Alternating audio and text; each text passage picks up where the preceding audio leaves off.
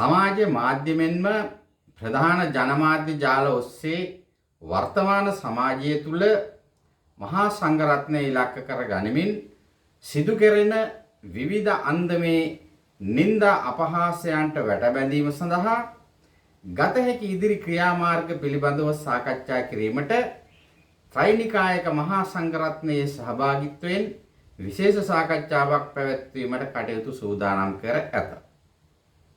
මේ දිනවල මල්වතු සහ අස්ගිරි උභය මහා විහාරයන්හි පැවැත්වෙන උපසම්පදා විනය කර්ම කටයුතු නිමාවටපත් වූ වහාම මෙම සුවිශේෂී සාකච්ඡාව ආරම්භ කිරීමට සියලු කටයුතු යොදා ඇති බව අස්ගිරි පාර්ශවයේ ලේකකාධිකාරී පූජ්‍ය මැදගම ධම්මානන්ද නාහිමියෝ සඳහන් කරති.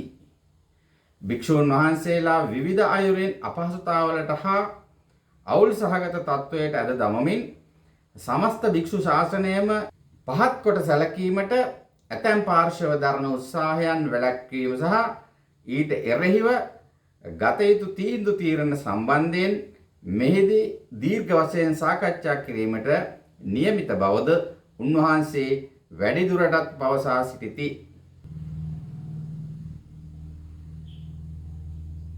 පේනවාද? මේ දවස්වල අන්තර්ජාලය පුරාම භික්ෂුන් වහන්සේලාට නින්දා සහගත ලෙස මාධ්‍ය හැසිරෙනවා කියලා. සමාජ මාධ්‍ය, ඒ වගේම ප්‍රධාන ජනමාධ්‍ය මහා සංඝරත්නය ඉලක්ක කරගනිමින් තමයි දැන් මේ නින්දා අපහාස පතුරවන්නේ කියන තැන තමයි දැන් මේ අස්ගිරි පාර්ශවයේ ප්‍රධාන ලේකකාධිකාරී ආමදුරුව මැදගම ධම්මානන්ද මාහිම්පාණන් වහන්සේ තමයි මේ ත්‍රිනිකායක මහානායක ආමදුරුව එකතු කරගෙන විශේෂ සාකච්ඡාවක් කරන්න මේ උත්සාහ කරන්නේ. මැදගම ධම්මානන්ද හිමියනි, ඔබ වහන්සේට අමතක වුණාද භික්ෂුව කියන්නේ කවුද කියලා? භික්ෂුන් වහන්සේ කියන්නේ කවුද කියලා අමතක වුණාද? ඔබ වහන්සේ දන්නේ නැත්නම් අහගන්න. සංසාර භයං ඉක්කති බික්කු. ඒ කියන්නේ මොකද්ද? ඒ කියන්නේ සසර බය ඉක්මවපු කෙනා තමයි භික්ෂුවක් බවට පත් වෙන්නේ. පැහැදිලිද? තවත් විග්‍රහයන් තියෙනවා. සසර බය යම් තාක් කෙනෙක් ඉක්මවන ලද්දේද ඒ ඉක්මවන කෙනා මේ මෙතන තියෙන සක්කාය දෘෂ්ටිය ගලවලා ඉවත් කරලා ඉවරයි. පැහැදිලිද? ඒ කියන්නේ එතනින් පස්සේ යාට මමත්වයක් තියෙන්න බෑ. එතනින් පස්සේ එයා යථාර්ථය අවබෝධ කරලා ඉවරයි. මොකක්ද යථාර්ථය?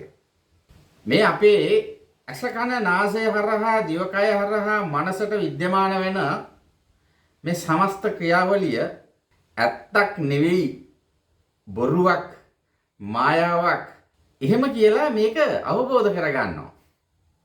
යථාර්ථය අවබෝධ වුණාට පස්සේ එහෙම අවබෝධ වෙනවා.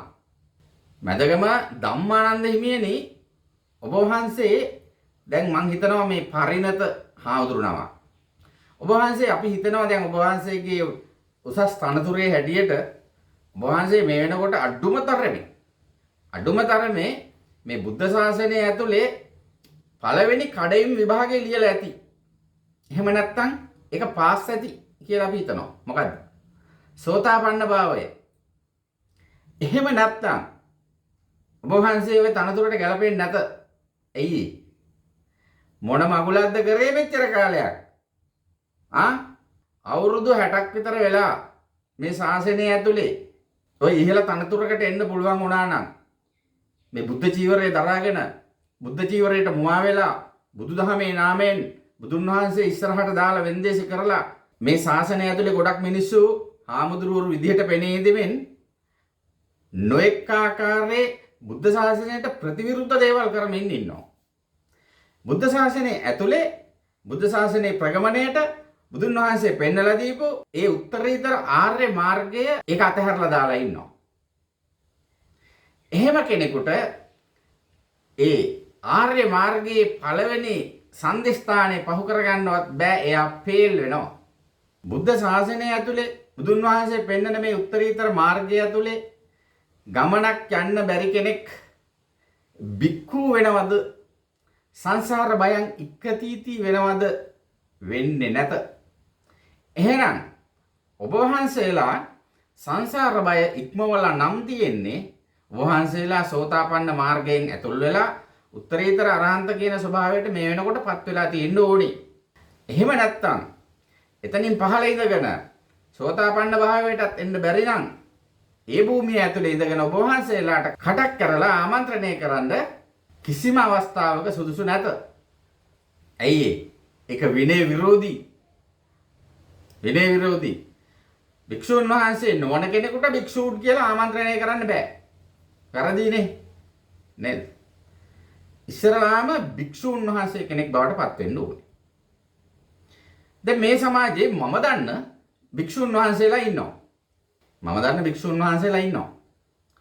උන්වහන්සේලා මේ අවස්ථාවේ මේ සමාජ මාධ්‍ය නෙමෙයි, ජන මාධ්‍ය නෙමෙයි, මුළු ලෝකයක් කැළඹිලා ඇවිල්ලා මොන ආකාරයකට නිନ୍ଦා අපහාස කරත්, තර්ජන ගර්ජන කරත් උන්වහන්සේලා සැලෙනවද?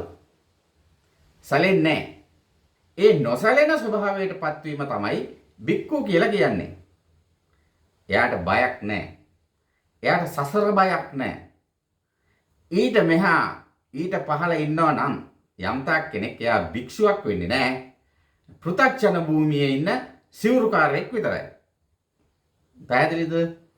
ඉතින් සිවුරුකාරයින් වෙනුවෙන් ඔබ වහන්සේලා පෙනී ඉන්නවනම් තක්කඩි වැඩ කරන, ස්ත්‍රී දූෂණ කරන, ළමා අපචාර කරන, පොඩි ආමතුරුවන්ගේ පශ්චාත් භාගය විනාශ කරන, හරිද? දේශපාලඥයන්ට කඩේ යන, උන්ගේ කුණු රෙදි හොදන, උන්ට බැල මෙහෙවරකම් කරන, උන්ට වන්දිබට්ටකම් කරන, ව්‍යාපාර කරන, වෙලහෙන්දාම් කරන, ගොවිතැන්පත් කරන, කට්ටඩි වැඩ කරන, දේවාල හදාගෙන දෙවියන්ට යදමින් කපුකම් කරන, ඒ වාගේ සිවුරු දාගත්ත අය භික්ෂුද? වහන්සේ මේ සාකච්ඡාවට ආවට පස්සේ කතා කරන්න ඕනේ මානායක හාමුදුරුවොත් එක්ක මෙන්න මේ සීමාව ඇතුලේ ඉන්න අය. හරිද? භික්ෂු නෙවෙයි. පැහැදිලිද? භික්ෂු නෙවෙයි. එහෙමනම් මේ අය කරන කියන දේවල් වලට අපි කතා කරන්න අත දාන්න යන්න ඕනේ නෑ. ඒක රජයෙන් බලාගනි. පැහැදිලිද? ඒකට තමයි රජයක් තියෙන්නේ. දැන් ඔබ වහන්සේලා ඉහළ තනතුරු වල ඉන්නේ.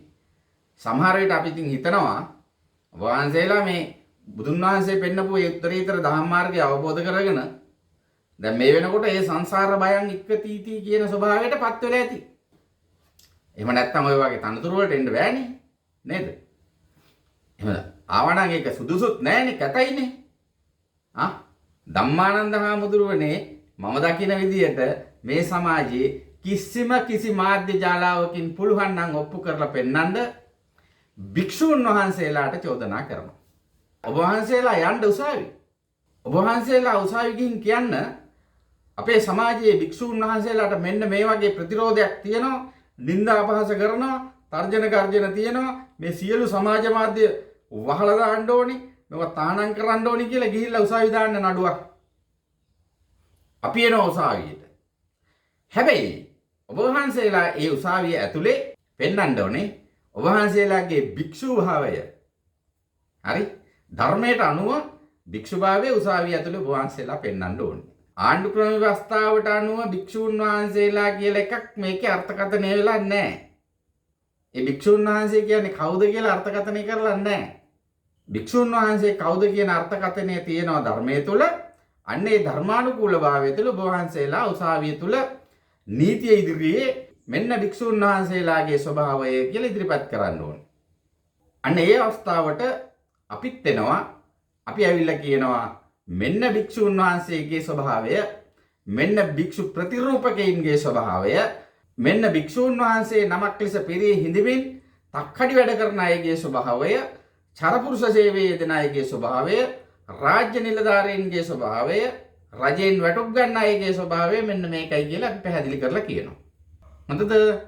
ඒක නිසා ඔය මහානායක හාමුදුරුවෝ තුන්දෙනාත් එක්ක ඉස්සරලාම කරන්න බුදුන් වහන්සේ එපා කියපු මේ බෙදීම, බුදුන් වහන්සේ කැමති මේ සංඝ සාමග්‍රියට මහා සංඝ රත්නයේ සමගි වෙන්න ඕනේ.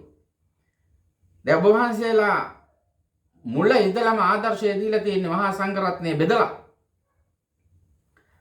අංක 1 ඔබ වහන්සේලා මුලින්ම හදන්න මේ නිකායත්‍රය ලංකාවේ ප්‍රධාන මේ නිකාය තුන එකක් කරන්න පුළුවන් නම් සාකච්ඡා කරන්න. නේ. එහෙම කරන්න. අනික අපේ ආමතුරුනේ තව එකක් මතක තියාගන්න. මේක ශ්‍රී ලංකා ප්‍රජාතන්ත්‍රවාදී සමාජවාදී ජනරජය. මේ ජනරජයේ ආණ්ඩු ක්‍රම ව්‍යවස්ථාවට අනුව අදහස් ප්‍රකාශ කිරීමේ අයිතිය, සිතීමේ අයිතිය, භාෂණය කිරීමේ අයිතිය මූලික අයිතිවාසිකම් විදියට සිද්ධ වෙනවා. ඒ මූලික අයිතිවාසිකම් ඔබ වහන්සේලා උල්ලංඝනය කරලා යම් තාක් කෙනෙක් නීති පනත් සම්මත කරන්න ආණ්ඩුවට බල කිරීම කරොත් මේ සමාජයේ මිනිස්සු නඩු දාන ඔබ වහන්සේලාට. අර පහුගිය කාලේ විහාර මහදේව උද්‍යානයේ මහා සංඝ සම්මේලනයක් රැස් කරානේ මතකද? ෂූගල 150ක් විතර පිරිසක් ආයේ මුළු ලංකාවෙම ඉන්න මහා සංඝරත්නය කියලා නේ. ඒ වගේ විශාල පිරිසක් ඔබ වහන්සේලාට එකතු කරන්න පුළුවන් වෙයි. ඇයි දන්නවද? සියලු දෙනා දන්නවා ඇත්ත. එකක් මතක තියාගන්න. Taman ඇඳුම් නැතුව රෙදි නැතුව පාරේ වැහලා යද්දී තව කාගේ හරි කෙනෙක්ගේ පොඩ්ඩක් ඇඳුම ඉස්සිලා කකුල පේනවා නම් ඒකට චෝදනා කරන, ඒකට ඇඟිල්ල දික් කරන જાතිය මිනිස්සුන්ට බෑ. අන්න අර කකුල පෙන්නගෙන යනවා, අන්න අර ගෑණි කකුල පෙන්නගෙන යනවා කියලා චෝදනා කරන්න ඉදිරිපත් කරන්න බෑ. ඇයි? සිවුරු නෑනේ. සිවුරු නැතුවනේ යන්නේ, හෙළුවෙන්න යන්නේ. කවුද? ඔය අද කාලේ මහා සංඝරත්නය නමින් පෙනී හිටින චීවරධාරීන් කරන තක්කඩි කුපාඩි පහත් නින්දිත අලෙච්චිත වැඩ නිසා අද ඔය සමහර හාමුදුරුවරුන්ට පාරවත් බහලා යන්න බැරි වෙලා තියෙන්නේ. අපි දිවුරු දාගෙන ඉන්නේ. නමුත් අපි බය නැහැ. අපිට සැලෙන්න දෙයක්වත් නැහැ. අපිට ලැජ්ජ වෙන්න දෙයක්වත් නැහැ. අපි වැරදි කරලා නැති හින්දා අපිට ප්‍රශ්නෙකුත් නැහැ. මිනිස්සු අපිට නිඳා කරා කියලා ගැටලුවකුත් නැහැ. ඒ නිඳා කරාට අපේ හිත රිදෙන්නෙත් නැහැ. රිදෙන්න අපි ගාවේ හිතක් ඇත්තෙත් නැහැ. රිදෙන්න අපේ ආමුදුරෝනේ හිතක් තියෙන්න ඕනේ. හරිද? හිතක් කියලා එකක් තියෙනවා නම් මට පෙන්වන්න ඔබ වහන්සේ. ඔබ වහන්සේලා මේ බුද්ධ ආගමේ මහා ඉහළින් වැජවෙන නායක ආමුදුරෝරුනේ. මට පෙන්වන්න ඔබ වහන්සේලාගේ හිත රිදුනා නම් අන්න ඒ රිදුන හිත පෙන්වන්න, උසාවියේ පෙන්වන්න. මෙන්න වගේ හිත අහවල් තැන තියෙන්නේ. මෙන්න රිදුනා මට පෙන්වන්න බලන්න. හරිද? බුද්ධ ආගම දන්නේ නැතුව ඔය වගේ දේවල් කරන්න එන්න එපා. මේ සමාජ ඉදිරියේ තවත් මිනිස්සුන්ගේ උසුළු විසුළු වලට ලක් වෙනවා. ඒ දන්නවද? දැන් මේ ඉස්සර හිටපු අර සාම්ප්‍රදායික සමාජයේ මිනිස්සු නෙවෙයි ඉන්නේ අපේ ආමුදුරුවනේ. දැන් ඉන්නේ බුද්ධිය මෙහෙවන, මේ අන්තර්ජාලයත් එක්කන් ගනුදෙනු කරන, AI තාක්ෂණේ භාවිතා කරන තරුණ පරම්පරාවක් එක්ක තමයි මේ සමාජය යන්නේ.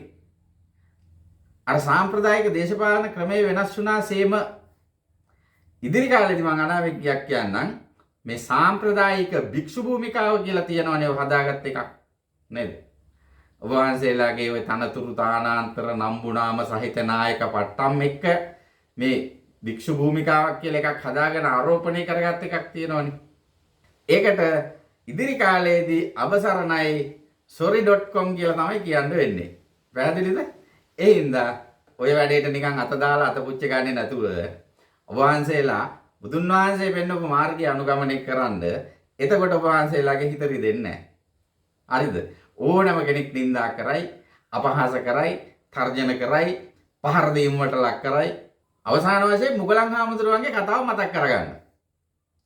අවස්ථා කීපයක් ඇවිල්ලා හොරු කණ්ඩායමක් මුගලන් හාමුදුරුවන්ට හොත්තටම ගහලා ඇට කටු කුඩු වෙනකන් ගහලා. හරි? උන්වහන්සේ 이르දීන් අතර අග්‍රස්ථානයේ හිටපු නිසා Tamanගේ 이르දි බලය පාවිච්චි කරලා උන්වහන්සේගේ කුටියේ යතුරු සිදුරෙන් බොහොම සූක්ෂම ශරීරයක් මවාගෙන එළියට ගියා කියන කතාවක් තමයි බෞද්ධ සාහිත්‍යයේ තියෙන්නේ. එහෙම නිന്ദා අපහාස එනවා නම්, තර්ජන ගර්ජන එනවා නම් වහන්සේලා ඒ වගේ 이르දියක් හරි හදාගෙන මිනිසුන්ට පේන්නේ නැති වෙන්න පාරේ එහෙම යන්න.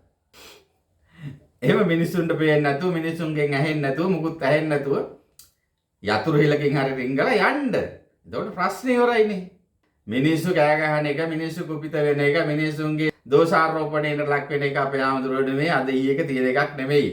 ඒක බුදුන් වහන්සේගේ යුගයේත් එහෙමයි, ඊට කලිනුත් එහෙමයි, අදත් එහෙමයි, හෙටත් එහෙමයි, සදාකාලිකවම මේ සමාජය තුළ මේ ස්වභාවය ඔහොම තමයි. බුදුන් වහන්සේගේ පණිවිඩය මොකද්ද? මේ ගොහුරු මඩ වගුරක් වගේ සමාජයේ ස්වභාවය හඳුනාගෙන ඒ මඩේ පිපුණු නෙළුමක් වගේ සුවඳවත් වෙලා විලෙන් උඩට ඇවිල්ලා ගෑවෙන්නේ නැතුව, තැවරෙන්නේ නැතුව, ගඳ ගහන්නේ නැතුව, අලංකාර විදියට, වන්දනීය විදියට, පූජනීය විදියට සුවඳ දෙමින් මේ සමාජයේ වාසය කරන්න. හරි? ගඳ ගහන්න නැතුව වාසය කරන්න. ඊළඟ සියලු දෙනාටම තෙරුවන් සරණයි කියලා ප්‍රාර්ථනා කරනවා.